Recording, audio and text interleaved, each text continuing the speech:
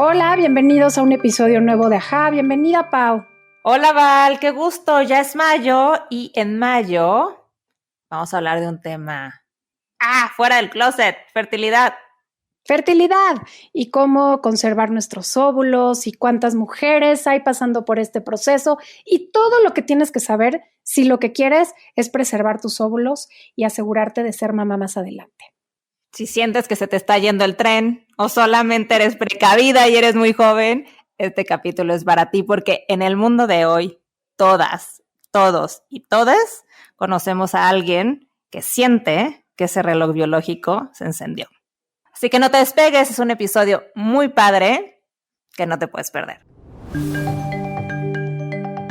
Si quieres tener lo que pocos tienen, tienes que hacer lo que pocos harían. La vida es 10% lo que te pasa y 90% de cómo te lo tomas. Sexualidad se une con espiritualidad y vamos a tener esta sexualidad sagrada. Que el corazón tiene esa capacidad de intuición y de saber las cosas inclusive antes de que sucedan, inclusive antes que el cerebro. Queremos que digas ajá y que nos caiga el 20. Así que platicamos con visionarios, artistas, científicos, doctores, chamanes y toda clase de disruptores. Porque creemos que tan solo con hacer preguntas, pero sobre todo al escuchar, podemos cambiar la forma de percibir el mundo. Ser más empáticos, abiertos y humanos.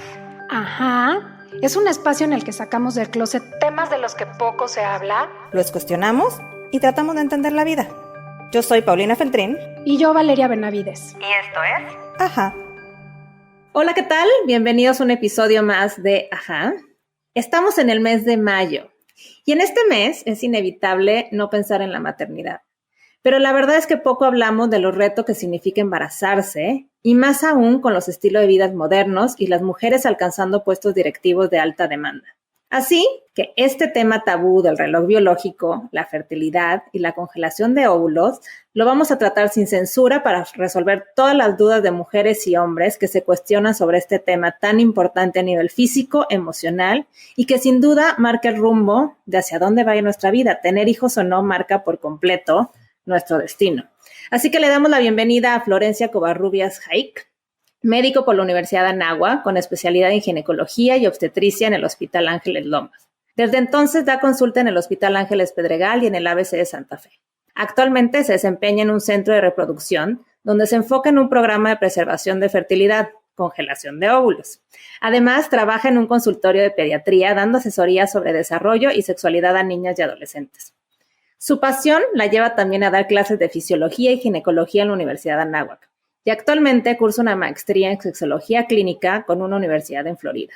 Como dato curioso, Florencia congeló sus óvulos a los 31 años, así que no habla solo desde la parte técnica como médico, sino también desde la parte personal, y por eso es que estamos hoy muy contentas de poder hablar con Florencia. Bienvenida. Mucho gusto de estar con ustedes, Valeria y Pau. Mil gracias por invitarme. Feliz de estar platicando de este tema que necesitamos hablar más seguido. Feliz de estar con sus seguidores también, con sus podcast escuchas, no sé cómo se llama.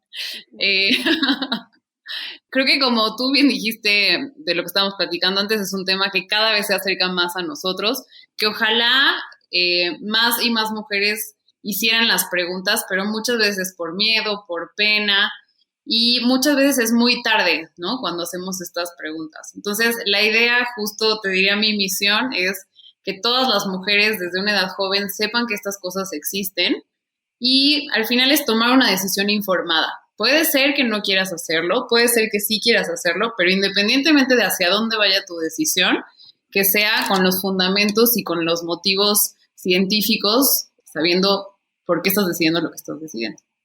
Y justo creo que Abre es increíble hablando sobre esto que a veces poco hablamos y que al final del día la fertilidad resulta ser a veces un tema tabú, resulta ser algo que no tocamos hasta que no nos enfrentamos a un problema de fertilidad. Y cuando estamos en ese proceso es cuando nos volteamos a ver y nos damos cuenta que hay muchísima gente pasando por ahí o nos vamos enterando de más mujeres y más mujeres teniendo problemas de fertilidad. Antes de empezar, me encantaría, Flor, que nos compartieras algunos datos muy duros en cuanto a problemas de fertilidad, inclusive por género, porque creo que es muy importante empezar con este contexto de que, pues, hay un problema, ¿no? Y vamos a platicar justamente un poco de eso y vamos a abrirlo, pero estaría increíble que nos compartas esos datos bien duros, estadísticos que tengas a la mano que nos hagan ubicarnos en este tema. Mira, hablando específicamente de diferencia entre mujeres y hombres y por qué a las mujeres necesitamos comunicarles más cosas de fertilidad que a los hombres, es porque nosotras cuando nacemos tenemos un X número de óvulos, haz de cuenta como si fuera un banco de óvulos, y a partir de la pubertad esos óvulos se van en cada ciclo menstrual reclutando, haz de cuenta que se juntan miles de óvulos. De esos miles se escoge un óvulo que es el que se va a madurar y ovular, y los otros miles se van a morir literalmente. Entonces, del número total de óvulos con el que naciste, cada ciclo menstrual tienes menos óvulos y tú no vuelves a formar un óvulo nuevo nunca más. O sea, las mujeres no estamos diseñadas para tener óvulos nuevos. Entonces, además de que cada vez tienes menos óvulos, la calidad de tus óvulos va disminuyendo porque tienen tu edad. A diferencia de los hombres que durante toda la vida están haciendo espermatozoides nuevos con mucha más frecuencia, más bien, o sea, de forma frecuente, a diferencia de nosotras. Entonces, ellos tienen espermatozoides jóvenes, aunque ellos ya no sean tan jóvenes. En cambio, nosotras puedes sentirte muy joven y ser joven, pero tus óvulos ya tienen esa calidad afectada, la calidad de los óvulos. Te diría que esa es la principal, o sea, como que de ahí hay que partir en por qué hablamos de preservación de la fertilidad mucho más en mujeres que en hombres. No quiere decir que en hombres no exista, pero hay indicaciones diferentes, ¿no? Hay algunas enfermedades por las que les pedimos o les sugerimos a los hombres que congelen sus espermatozoides. También lo hacemos con las mujeres, pero ellos, digamos que, o sea, es un hecho, este es un dato duro, que ellos no tienen la presión del reloj biológico como nosotras. Aunque siempre vas perdiendo óvulos, a partir de los 30 años, digamos que la pendiente de ir perdiendo óvulos ha sido muy leve hasta los 30 años y empieza como a acelerarse más a partir de los 30 y mucho más a partir de los 35. Entonces hay dos cosas que nos afectan a las mujeres. Uno es tener cada vez menos número de óvulos, pero también sabemos que a partir de los 35 o 36 años la calidad de estos óvulos ya no es la mejor. La forma en que sabemos esto es porque es un hecho también que me parece un dato de estos duros que me estás pidiendo, que a partir de los 36 tenemos un riesgo más elevado de tener un bebé con alteraciones en los cromosomas. ¿Qué alteraciones son estas? Las más conocidas o las más comunes son síndrome de Down y otras. Entonces, es un hecho que tenemos una presión, o sea, sí existe el reloj biológico y sí existe esa presión en las mujeres y no la podemos detener. O sea, puedes tener el mejor estilo de vida, ser súper deportista, comer, o sea, el estilo de alimentación que me digas no puede detener esta pérdida de óvulos y esta disminución en la calidad. Ok, entonces, la verdad es que es un tema bien que nos estampa en la cara, ¿no? Porque muchas veces sentimos que no hablamos de esto y yo creo que toda mujer en algún momento se ha visto víctima de bullying por sentir que traes al bebé en la cajuela, ¿no? Porque, se les prende el relojito y entonces ya no hablamos de otra cosa, ¿no? Si bien entiendo que tenemos este banco fijo donde no vamos a producir nuevos óvulos, y también infiero que los hombres no tienen el mismo problema, aunque sí definitivamente me imagino que sus espermatozoides pues, no tienen el mismo conteo espermático, ni tampoco son de la misma calidad cuando tienen 18 años que cuando tienen 65, ¿no? Que exacto. Quiero pensar que hay un poco de justicia en este mundo, ¿no? Poquita. Entonces, en eso muy poca. Exacto. Y entonces, ¿qué opciones tenemos para preservar nuestra fertilidad más allá de los 35 años? Bueno, primero, nada más, la edad ideal para hacerlo es alrededor de los 30, entre los 30 y los 35. No quiere decir que no lo puedes hacer después. O sea, no se asusten las que me estén escuchando que tengan más de 35. Pero justo la idea es que las mujeres lo sepan lo antes posible para poder planearlo y al final, mientras antes lo hagas, mejor calidad tienen tus óvulos. Entonces, bueno, respondiendo específicamente a tu pregunta de qué podemos hacer, se llama, estos programas se llaman de preservación de la fertilidad, que es literalmente congelar tus óvulos en un proceso que se llama vitrificación de óvulos. Yo normalmente a las pacientes, antes de que lleguen a la consulta y decirles, oye, congela tus óvulos, trato de hacerles un planteamiento para averiguar si ya saben si quieren tener o no bebés a futuro. Algunas están seguras que sí, algunas están seguras que no, a ellas ni les hablo de la vitrificación, a lo mejor les cuento que existe para que esté como que en alguna parte de su cabeza. Y también a las pacientes que están como que todavía no están seguras, puede ser que sí, puede ser que no, no he tomado una decisión. A ellas también les cuento de qué se trata este procedimiento que se llama vitrificación de ovocitos. Seguramente en todas estas mujeres de las que estamos platicando y que las tres conocemos, ustedes se habrán dado cuenta que todas tienen un motivo especial para retrasar la maternidad. Pero lo que es un hecho es que cada vez las mujeres buscan bebés más tarde. O sea, buscamos, me tengo que incluir en ese grupo. Porque, los motivos que me dicen las pacientes, te juro que son súper variados, pero empiezan desde, a ver, me dicen que tengo que embarazarme de los 30 a los 35, pero estoy soltera, no tengo pareja, no estoy contenta en la relación en la que estoy, tengo ganas de hacer un posgrado, no gano suficiente, no me he podido independizar, quiero ir a hacerme una maestría, quiero irme de viaje. O sea, o no estoy segura de que quiero tener hijos, ¿no? O sea, los motivos realmente son interminables y casi te diría que por paciente hay un motivo diferente. Y está bien, también.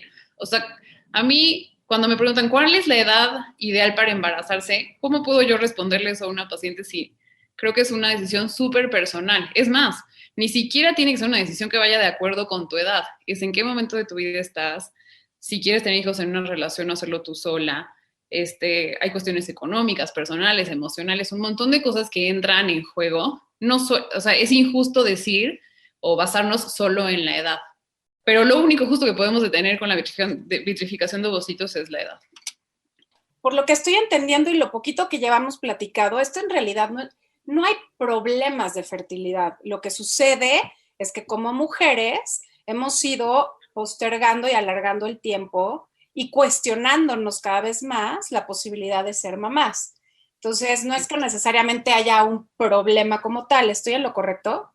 Bueno, justo cuando hablamos de congelación de óvulos es como una prevención, digamos. Son pacientes que al final los problemas de fertilidad o cuando una pareja tiene diagnóstico de infertilidad es porque estuvo buscando embarazo durante un año y no lo logró. Entonces, en ese momento hacemos el diagnóstico de infertilidad y hacemos estudios para tratar de encontrar la causa de la infertilidad y de acuerdo a lo que digan estos estudios hacemos un tratamiento. La congelación de óvulos es en mujeres que no están buscando embarazarse en este momento. Al contrario, están tratando de postergarlo durante X, 5 o 10 años. Entonces, en este momento son pacientes que no tienen problemas de fertilidad. Tendría que poner ahí como un asterisco de una excepción donde mujeres con diagnóstico de algunas enfermedades, donde el tratamiento puede afectar la cantidad y calidad de sus óvulos, como algunas enfermedades hematológicas, o sea, de la sangre tipo leucemias, algunos tipos de cáncer, esclerosis múltiple, artritis reumatoide. O sea, hay una lista larga de enfermedades donde el tratamiento puede afectar la cantidad y calidad de los óvulos, y en ese caso, antes de dar tratamiento, por ejemplo, de quimioterapia o de radioterapia, tratamos de que estas mujeres congelen sus óvulos. Es un hecho que la ciencia en eso actúa a nuestro favor y cada vez hay más mujeres que sobreviven a un diagnóstico de cáncer. Entonces, realmente no tienes que escoger entre morirte de cáncer y ser mamá. Puedes congelar tus óvulos, pasar tu tratamiento perfectamente y cuando te cures, buscar embarazo. Entonces, ese pequeño asterisco es alguien que a lo mejor sí tiene una enfermedad y va a postergar su maternidad para recibir tratamiento. Cuando hablamos de todas las otras personas, son mujeres sanas que no están buscando embarazo, más bien lo quieren postergar. Creo que las dos tenemos muchas cosas que comentar. Me identifico mucho con ese proceso porque yo después de haber tenido cáncer de mama, primero de tiroides, me diagnostican de mama en un estadio casi 3, entonces fue como tenemos que actuar rápido. Y dado que era un cáncer con contenido hormonal importante, positivo a estrógenos, fue como, no podemos hacer nada. O sea, no podemos darte hormonas para poder sacar óvulos, para poder congelar óvulos, que ya ahora sí nos podrás platicar ahorita después del comentario de Pau, pero para mí sí fue todo un reto, porque hubo muchas condiciones que no estaban a mi favor, y te estoy hablando de hace 8 años. A lo mejor hoy pues hay opciones para hacer un proceso mucho más fluido o que no ponga en riesgo la evolución de la enfermedad o cosas por el estilo. Entonces, nada, me identifico y creo que efectivamente lo que implica la opción de congelar óvulos, pues es darnos a futuro esa posibilidad. Claro. Sí, no, a mí me lleva a pensar en que ante la duda, yo generalmente digo cuando hay duda es que no, pero en este caso digo cuando hay duda es que sí, porque ya no va a haber opción, ¿no?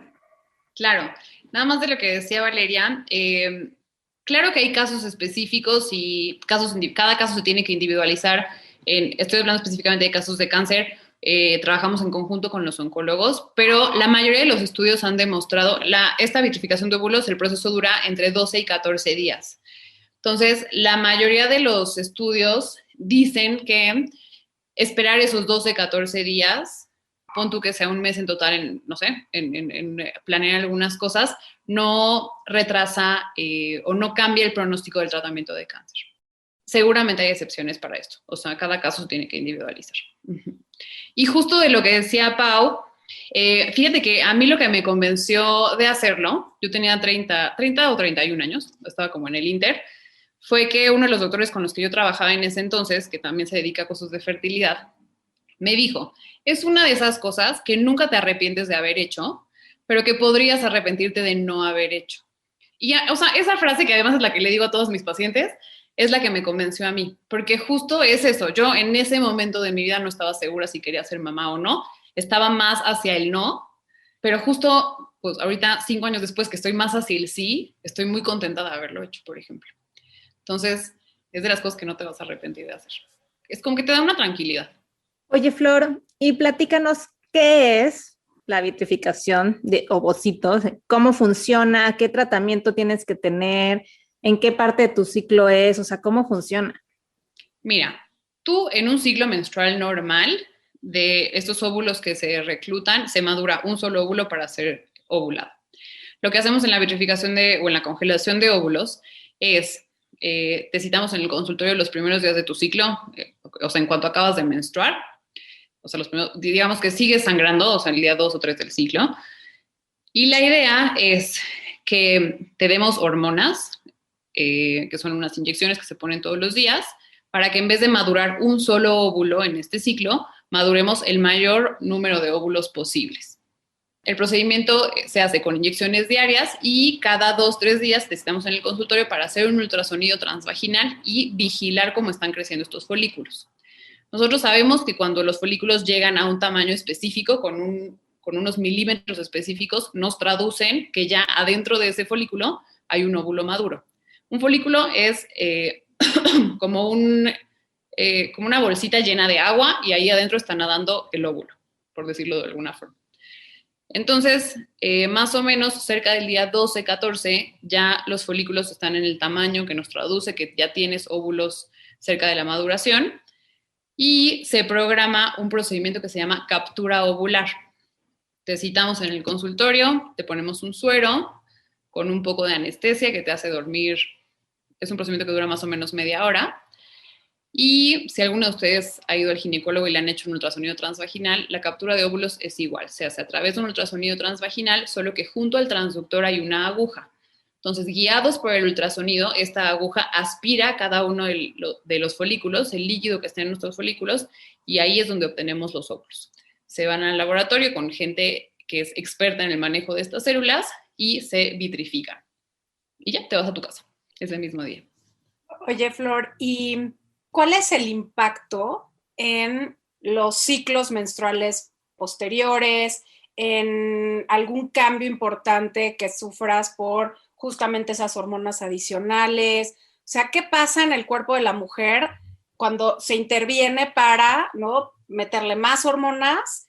¿Qué hormonas son, ¿no? Y qué efecto tienen en el cuerpo posteriormente al proceso como tal. O sea, ¿cuánto puedes hacer tú? No, o sea, tú después del procedimiento eliminas las hormonas y regresas a la normalidad. Tendría que bajarte normal el siguiente mes. Okay. ¿Y qué sientes físicamente? Como que es súper variable en las pacientes. Sí, hay como esto que te dicen de que es una bomba de hormonas.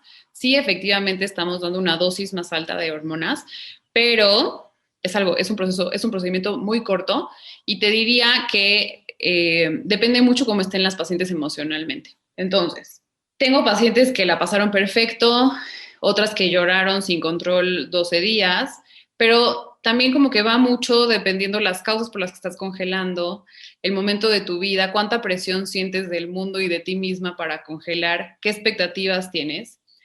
Yo, o sea, te cuento, por ejemplo, en eso sí, mi caso personal, yo no respondí tan bien al tratamiento. Entonces, cada vez que iba a los ultrasonidos y veía que crecían más o menos mis folículos, era como si estuviera fracasando. Yo no podía hacer nada. Me estaba inyectando la dosis que me tocaba, a la hora que me tocaba, estaba siendo súper ordenada con mis medicamentos y aún así no estaban creciendo mis folículos como quería. Y entonces, como realmente es algo que no depende de las pacientes, necesitas hacerlo con mucho amor. Yo siempre digo que es como con mucho amor propio, hay que confiar que por algo pasan las cosas y si en un ciclo no respondes, podemos hacer otro también. Porque no es un proceso fácil, justo por eso, o sea, como que emocionalmente no es fácil. Ahora, yo te estoy hablando o sea, mi caso donde yo no respondí muy bien. ¿Qué pasa con las que tienen una súper respuesta? Estamos haciendo que todos sus folículos crezcan muchísimo. Entonces, los ovarios están mucho más grandes de su tamaño normal, entonces tienen dolor abdominal. Las pacientes que responden muy bien, irónicamente, se sienten peor físicamente, porque tienen dolor abdominal, un poco como de distensión, como que sienten presión pélvica, pero es porque sus ovarios están respondiendo tan bien que están muy grandes.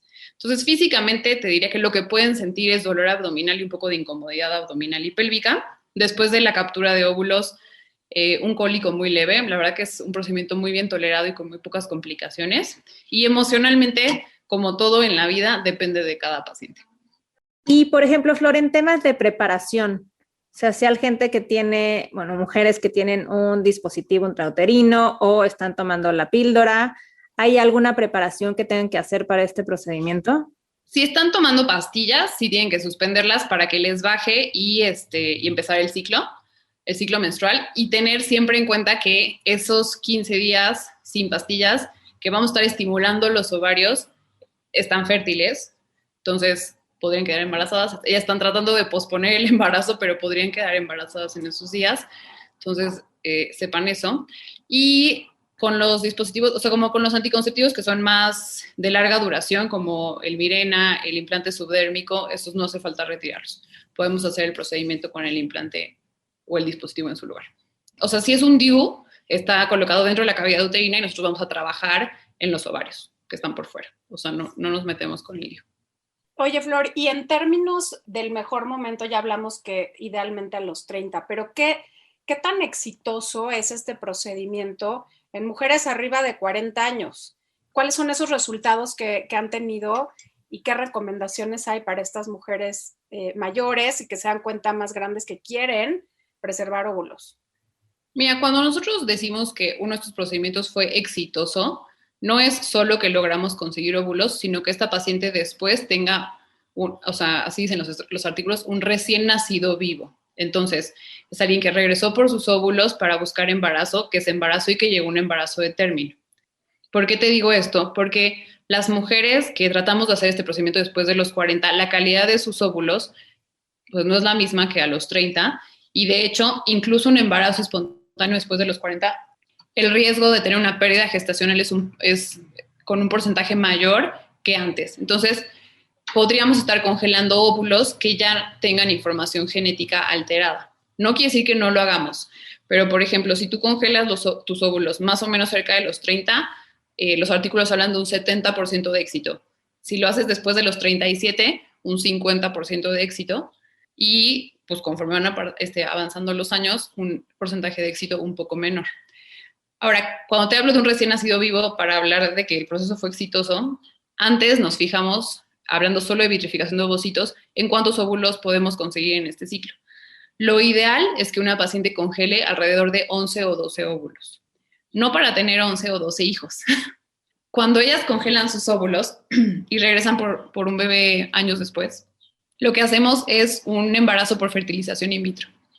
Entonces, descongelamos los óvulos, los fecundamos con un espermatozoide en el laboratorio y transferimos ese embrión al útero, a la cavidad uterina, esperando que se implante y que esta mujer tenga un embarazo. Entonces, aquí funciona literalmente como un embudo. Suponiendo que de los 12 óvulos que tenemos congelados, No todos se van a lograr fecundar cuando intentemos fecundarlos. Una vez que se formó un embrión, los vigilamos durante 3 o 5 días para ver cómo van creciendo y ver cuáles se ven de mejor calidad. Entonces, suponiendo que fertilizamos 12 óvulos, esos no llegan los 12 a esos 3 o 5 días en el periodo embrionario. Y después cuando los transferimos, no se implantan todos. Entonces, calculamos que para que tengas 2 o 3 hijos, es suficiente con esos 12 óvulos, porque se van perdiendo algunos en este proceso. Ok, entonces quiero entender, porque como estás diciendo ahorita, la fertilización in vitro no necesariamente es exitosa cada vez que se implantan esos óvulos. Entonces, digamos que no es un seguro, ¿no? O sea, los congelas, pero pueden pasar todavía muchas cosas para que no puedas tener esos bebés, digamos. ¿Cuántos intentos de fertilización in vitro son óptimos y cómo se maneja? Porque a lo mejor entendí mal, Flor, pero entendí que congelas 11 óvulos y de esos 11, todos los vas a fecundar para ver cuál pega y entonces de esos cómo se desarrollan. O sea que tengo una opción de un in vitro cuando congelo 11 óvulos y mejor debería hacer varias, no, justo varias no, congelaciones. No, creo que entonces me expliqué mal. Todo lo vamos haciendo de a poquito. Primero porque no podemos transferir. Normalmente transferimos un embrión y en casos muy específicos 2 embriones, porque eso que tú ves en la tele de una señora que tuvo 8 bebés in vitro no es ni ético, ni legal, ni nada, ni está bien, porque pone mucho riesgo a la paciente y a los bebés. Entonces, o sea, en el caso ideal que a lo mejor tuvieras 8 embriones que llegan bien al día 3 o 5, no te ponemos 8 juntos. Te ponemos 1, te ponemos a lo mejor con tu máximo 2 para que tengas esos intentos. ¿Sí me explicó? Sí, entonces quiere decir que en el momento en que regresas por tus óvulos, se fecundan todos, pero los otros se vuelven a congelar en embrión ya y te los van poniendo después. Sí, exacto. Depende un poco la decisión entre el paciente y el doctor. Podemos fecundarlos todos y guardar y congelar los embriones, o primero descongelamos 2 óvulos, fecundamos 2, o sea, lo vamos haciendo a poquito. Es como, esto depende mucho de la decisión entre paciente y doctor, porque hay pacientes que no están tan de acuerdo con la idea de congelar embriones, entonces hay una forma de hacerlo sin congelar embriones, que es de a poquito. O sea, descongelamos 2 óvulos, fecundamos 2, te transferimos 1 y después otro, o cosas así. No puedo evitar pensar, Flor, en algo que ni siquiera tengo idea, porque de verdad no tengo idea, no he llegado a ese proceso de investigación, a ese detalle. Pero ¿cuánto sale un proceso de vitrificación de ovocitos, como se dice seriamente? Mira, no hay un precio de lista, o sea, no te puedo decir un precio exacto, porque varía mucho entre cada paciente, y la razón por la que varía entre cada paciente es porque dependiendo cómo respondas tú a los medicamentos, es la dosis de medicamentos que vas a necesitar. Entonces, una paciente que tiene una súper respuesta y que con dosis bajitas sus folículos crecen perfecto, a ella le va a salir un poco menos que una paciente que necesita dosis altas de medicamentos. Entonces, no hay un precio de lista, pero afortunadamente no es algo que se tiene que hacer de urgencia. Entonces, lo puedes planear con algunos meses de anticipación, ahorrar y planear para que coincida con tus vacaciones o algo así. Y te diría que en promedio, más o menos, son como 80,000 pesos. Depende de la clínica donde lo hagas. Les recomendaría que las que decidan hacerlo, es una inversión grande, que no está tan fácil de soltar 80,000 pesos. Entonces háganlo en una clínica que esté certificada por instituciones internacionales, para que por lo menos ustedes tengan la confianza de que sus óvulos no les van a dar mal uso y de que como que están respaldados por una red. En México es la red LARA, que es la Red Latinoamericana de Reproducción Asistida, que es la que coordina estos centros de reproducción certificados. Oye, Flor, ¿y esto ya incluye como una renta anual, por llamarlo de una forma? Pagas como que el espacio en el, no es un congelador, pero bueno, digamos en el cilindro donde están vitrificados, pagas una renta anual. Supongo que esto sí varía mucho de clínica en clínica. Yo te diría que nosotros en el procedimiento inicial te incluimos el primer año y después, honestamente, lo que menos cuesta es la renta anual, que son como 5,000 pesos. O sea, lo que realmente, pues la inversión más fuerte es el procedimiento inicial. Y Flor, ¿qué pasa con las mujeres que no pueden pagar esto. Hay opciones para todas aquellas que no necesariamente lo puedan hacer en instituciones privadas. Existen programas de apoyo en instituciones públicas, hay organizaciones que se dediquen a esto, o simplemente es tema de ser afortunadas y poder hacerlo. La verdad que en México que yo conozca, no. Sé que en el Instituto Nacional de Perinatología hacen técnicas de reproducción asistida. Eso es pacientes que ya tienen diagnóstico de infertilidad. Ahí les hacen los tratamientos, pero no congelación de óvulos. Entonces, sí, o sea, definitivamente estamos hablando de un grupo de la población que es pequeño. Privilegiado. Afortunado y privilegiado. O sea, sí, como que me choca decirlo, pero sí es un lujo, la verdad. Y opciones, pues hay como facilidad en los pagos, cosas así, pero sigue siendo un procedimiento que sí es una inversión grande. Sí.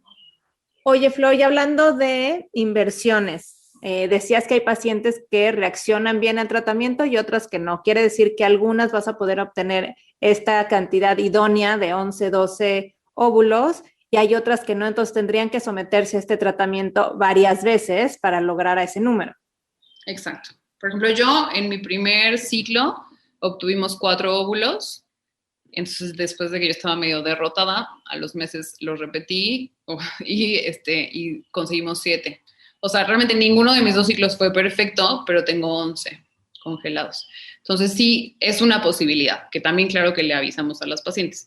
Ahora, nosotros más o menos con algunas cosas que revisamos cada vez que vemos el ultrasonido y con algunos estudios de sangre, podemos calcular más o menos cuántos óvulos vamos a obtener. Entonces, si en un ciclo a mí como que veo que tu respuesta es como que a lo mejor voy a conseguir 1, probablemente no te sometamos a la captura ovular. Cancelemos y repetimos en otro mes. Sí, como que no te sometemos al procedimiento quirúrgico a menos que le apostemos a un número bueno de óvulos. Podemos que nos platiques qué pasa con estos embriones, porque me imagino que también es un tema moral, religioso, o sea, hay como muchos factores que estamos hablando ahorita, ¿no? Entonces, ¿qué pasa? Conseguí mis 2 bebés a los 2 primeros intentos de fertilización in vitro. ¿Y estos embriones o estos óvulos, qué les pasa? Pues están en el centro de reproducción, congelados hasta que regreses por ellos. Hay algunas pacientes o parejas que los donan a parejas que no pueden embarazarse. Y otra de las opciones que así es que se descongelen y se desechen. Entonces, justo por eso, eso que tú dices como de creencias morales o religiosas o valores o lo que sea, es que no siempre fertilizamos los 12 óvulos que tenemos o el número que tengamos, sino que lo vamos haciendo de a poquito porque al final tener un óvulo congelado es completamente diferente que tener un embrión congelado. Oye, Flor, y otra cosa, ¿qué pasa si estás diciendo que a lo mejor las mujeres arriba de 40 años ya no tienen la posibilidad de que se implanten esos óvulos? Para esas mujeres, si van a empezar a congelar, es recomendable tener más de 11 o es igual. Te diría que preferimos que en mujeres mayores hasta de 35, 37 tener a veces 20, 30 óvulos. Te estoy hablando del escenario ideal, o sea, sí. ¿Cuál es el índice de efectividad de la fertilización in vitro? Es que es más o sea, de un recién nacido vivo es del 40% por intento, más o menos. Del éxito, como que hay 2 cosas que valoramos, que se haya implantado el embrión y que tú tengas una prueba de embarazo positiva, o sea, te embarazaste, eso a lo mejor es entre el 60 y 70%, pero obviamente lo que todos queremos es un recién nacido vivo, ¿no? No una prueba de embarazo. Entonces es más o menos 40%. Y estos porcentajes también varían mucho con la edad. Entonces, puede ser 40% o menos si es a mayor edad. Esto no es mucho más efectivo que la fertilidad natural humana, esa es la verdad. Es que ahí nos damos cuenta que somos un milagro. Como que existe esta cosa que nadie entiende, yo tampoco, de cómo hay parejas que se mueren de ganas de tener un hijo y batallan años y años y años, y parejas a lo mejor de adolescentes o no, que en su primera relación sexual sin planear los embarazan, ¿no? Como que esta contradicción de que la gente que más lo quiere a veces le cuesta trabajo. La ciencia no tiene una respuesta, la verdad. Porque además hay parejas jóvenes que también tienen problemas de fertilidad. O sea, no solo es la edad, esa es la verdad también. Sí, hay como muchos otros temas. Pero bueno, me encantaría regresar a la pregunta de la maternidad asistida. Como que nada más ahorita estamos hablando solo de la congelación, pero al final del día me imagino que hay un montón de maneras justamente para lograr la maternidad. Y justo a la hora de que lo hablaste me surgió esta duda. Mira, normalmente estas se llaman técnicas de reproducción asistida cuando una pareja o realmente en el 2021 no hace falta que sea una pareja, tú puedes decidir tener un hijo siendo mujer o siendo hombre sin pareja también. Pero bueno, cuando alguien quiere tener un hijo, empezamos con las técnicas más sencillas, que llamamos como de menor complejidad.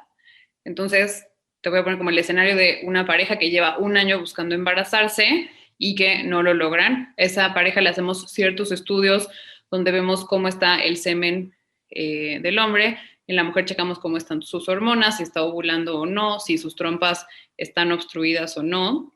Con esta serie de estudios tratamos de encontrar la causa. En muchos casos no encontramos la causa. Y en la que lo encontramos, damos un tratamiento dirigido. Entonces, si esta mujer no está ovulando, la hacemos ovular, por ejemplo, ¿no?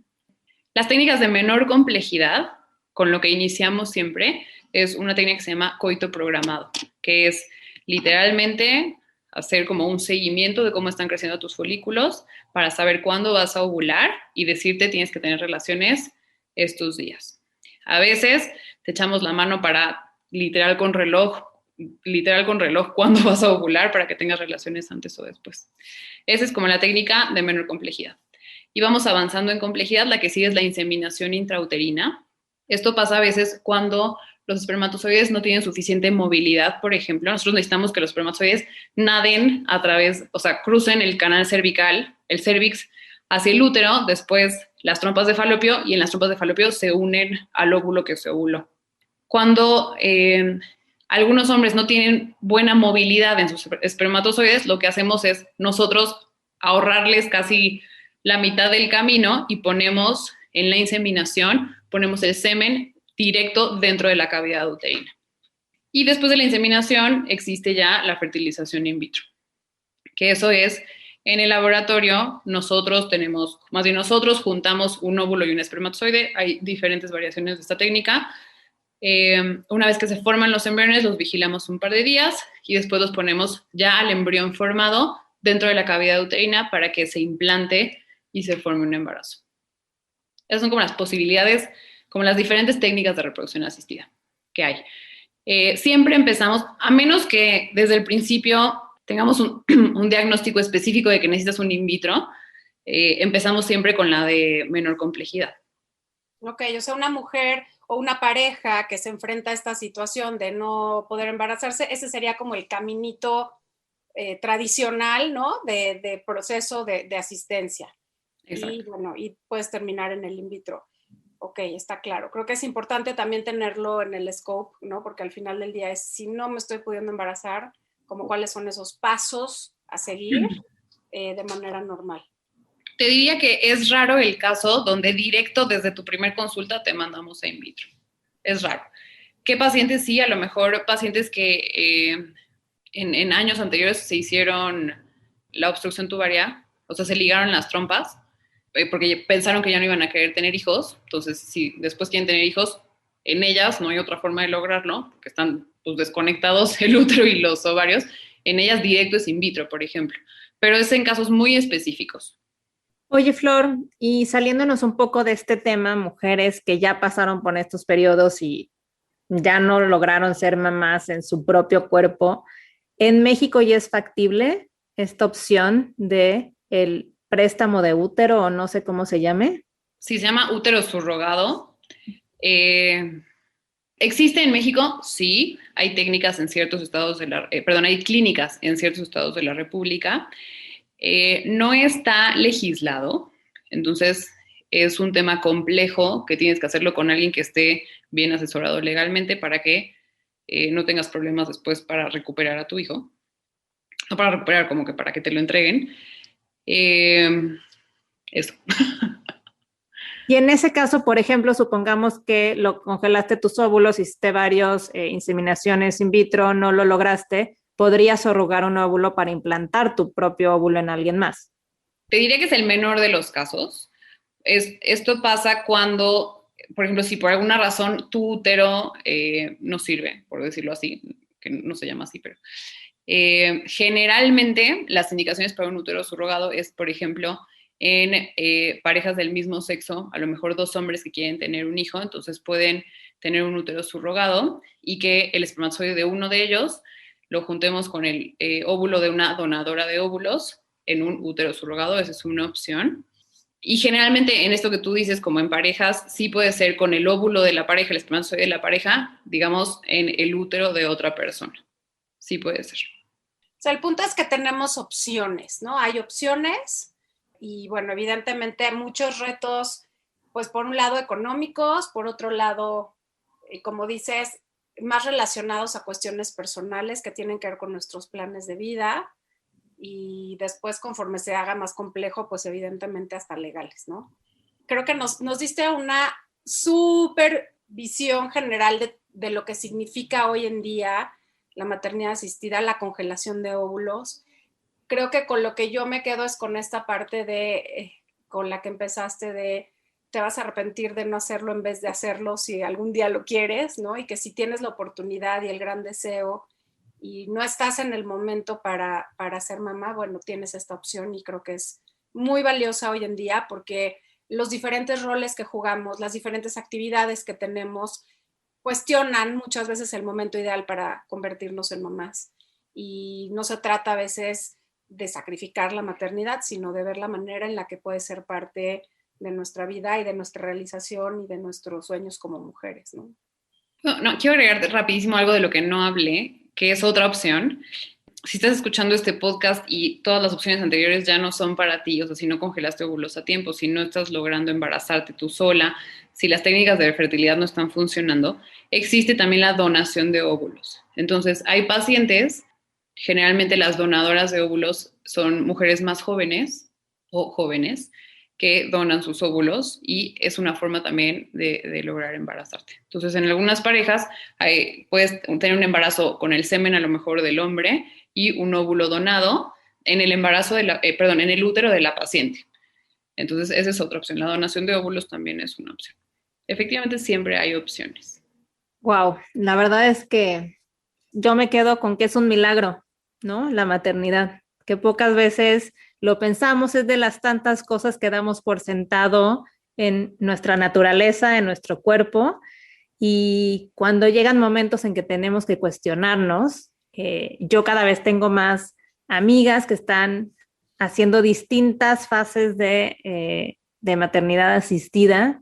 Tengo de todo, de verdad, desde la que le están donando óvulos, la que congeló, la que adoptó. O sea, de verdad creo que nos damos cuenta que hay que dejar de ponerle tantas etiquetas a la maternidad y decidir que es parte de nuestra vida y, como tú dices, tomarlo en cuenta, y ojalá que más ginecólogos como tú lo planteen en las visitas anuales a las pacientes, ¿no? Porque creo que eres una en un millón. No conozco a nadie más de mis amigas que les hablen de este tema en sus consultas anuales y sin duda, pues la vida de hoy lo demanda, ¿no? Creo que es algo necesario. ¿Qué importancia o qué valor tiene el que estas mujeres reciban ayuda psicológica o acompañamiento de sus familias, de sus amigos? Porque es un tema también emocional importante. Para mí es una parte fundamental complementaria del tratamiento. Te diría que indispensable. Desafortunadamente hay mucho tabú todavía con la terapia o con la psicoterapia, entonces no todas las pacientes aceptan este acompañamiento, pero es súper valioso justo porque es un proceso muy difícil. Y casi te diría que casi todo lo que pasa por la cabeza de la mujer es justo lo que decíamos, como que se me fue el tren, ya no voy a poder tener hijos, sientes que algo está mal con tu cuerpo. ¿Por qué si todos los años voy a mi papá Nicolau, ahora que intento embarazarme no me puedo embarazar? ¿Por qué si como bien? ¿Por qué si hago ejercicio? Entonces, las mujeres nos culpamos mucho cuando no podemos embarazarnos y de cierta forma, tal vez cada vez menos, pero la sociedad un poco también, ¿no? Ay, es que está en una técnica de reproducción asistida, ay, pobrecita. O sea, es un proceso muy difícil y nosotras nos culpamos. Entonces, ese acompañamiento para mí es indispensable para que tú puedas entender que no pudiste hacer nada diferente. O sea, para mí no hay nada más valioso que tú puedas escoger el momento en que te quieres embarazar. Y no puede ser por presión social, no puede ser por presión de tu cuenta de ovocitos. O sea, ojalá pudiéramos hacerlo sin culpa. Pero bueno, es otro tema también. Entonces, sí, al acompañamiento psicológico, en mi opinión. Pues gracias. Creo que sí era importante esa pregunta porque yo creo que es vital esta parte psicológica y como tú dices, creo que todavía hay demasiado estigma y demasiada carga en la fertilidad hacia la mujer cuando quiero pensar que un porcentaje grande de infertilidad está en los hombres, pero no es la primera opción, ¿no? Y tiende a culparse a la mujer. Justo eso, en muchas parejas es los hombres. Pero además, aunque la causa el factor sea masculino, pues tampoco es culpa de él, ¿me entiendes? O sea, no tenemos por qué hacer un juicio como si esta persona se hubiera equivocado o hubiera cometido algún error, o sea, son cosas que sí, están es pasando. lo que es. Y además, es un diagnóstico, o sea, no existe nada malo para ser infértil, la verdad. O sea, como que a mí no me parece que la sociedad culpe o ese estigma que tú dices a la mujer, cuando al final a lo mejor ella postergó su embarazo pues porque estaba soltera o porque quiso estudiar o trabajar más. Yo no me imaginaría poder decir, ay, no sé si ser ginecóloga o ser mamá. O sea, ¿por qué? ¿Por qué tiene que ser esa mi decisión? ¿Y por qué no todo, no? ¿Por qué no todo? Que así vivimos. Y lo increíble de que tenemos la opción de hacer todo. Exacto. Aunque luego nos dé el burnout. Exacto. Queremos, sí, nosotras solitas. Todo. Y para terminar, Flor, me encantaría que cerráramos con la pregunta que nos gusta mucho hacer a nuestros invitados, que es si nos puedes compartir un aha moment. Ay, qué nervios. Yo soy ginecóloga y desde hace muchos años me dedico a la salud de la mujer y muchas pacientes vienen conmigo a pedirme consejos de sexualidad. Y yo voy a ser muy honesta con ustedes, siendo ginecólogos, no conocemos mucho de la función sexual. Entonces, de verdad que mi aha moment fue en un congreso de sexología, cuando me di cuenta que tenemos muchos tabús sobre el sexo, que no tiene que doler, que no lubriques no quiere decir que no tengas ganas. Creo que mi aha moment ha sido un proceso, no ha sido un día en la vida, pero ha sido un proceso en el que estoy actualmente de aprender sobre sexología y sexualidad. Y de verdad que ha cambiado por completo mi vida y la forma en que trato a mis pacientes. Ese creo que es mi aha moment. Es lo que más me ha cambiado en los últimos años. Probablemente hay más, pero... Está buenísimo, porque es cierto, lo vemos como por separado y no, pues es parte de la vida, es parte del mismo proceso, es parte del mismo milagro, es parte del amor, en fin, o sea, deberíamos de estar hablándolo todo integral. Y qué padre que una mujer joven, ¿no? Como tú tenga esta visión de hacer una medicina más integrativa, ¿no? Más, pues sí, que vea todas las partes del proceso. Oye, Flor, pues muchas gracias, de verdad. Si alguien te quiere seguir, alguien quiere conocer más sobre este tema, ¿dónde te encuentran? Estoy como única red social que uso, pero soy muy activa, es en Instagram, que es @DRA, como doctora, Florencia Covarrubias. Te diría que hablo de todo un poco, pero últimamente mucho de sexualidad y de los mitos que nos hicieron tener una mala vida sexual. Pero hablo de anticonceptivos, tengo todo un capítulo hace un año de congelación de óvulos. Yo les digo capítulos, pero bueno, son, 8 posts. Y, y bueno, me pueden encontrar en el consultorio, estoy en el ABC de Santa Fe, en el Ángeles de Pedregal. Ahí en Instagram pueden escribirme, les paso los datos del consultorio. Y feliz de responder cualquier duda que tengan y de acompañarlas también en este proceso. Y también a lo mejor de ayudarlas a decidir si esto es para ti o no. Ay, muchas gracias por proveer este acompañamiento tan necesario. Muchas gracias. Me encantó. Mil gracias por invitarme. Qué padre estuvo.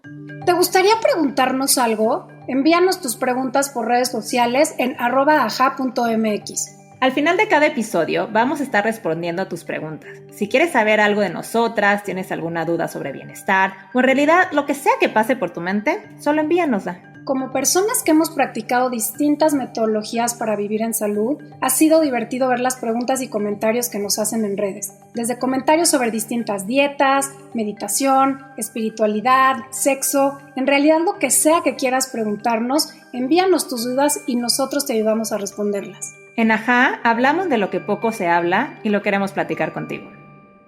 Y bueno, después de esta plática en la que me dejé ir con todas las preguntas, estoy segura que hay más de una a la que le puede servir, así que si crees que esta es información valiosa, por favor compártela con todas tus amigas, amigos, familiares, con esa persona en la oficina que a lo mejor crees que está pasando por algo similar. Siempre es bueno saber que alguien siente eso mismo que tú estás sintiendo. Así que compártelo también en tus stories porque queremos llegar a más personas y ayudarlas, como seguramente hay alguien que nos esté escuchando y lo encuentra de valor. Así es, y recuerda que estamos en redes como @aja.mx y nos encantará que nos acompañes todos los martes para escuchar nuevos episodios. Nos vemos la próxima semana o en alguno de los episodios que seguramente volverás a escuchar. Yo soy Paulina Feltrín. Y yo, Valeria Benavides. Y esto es Ajá.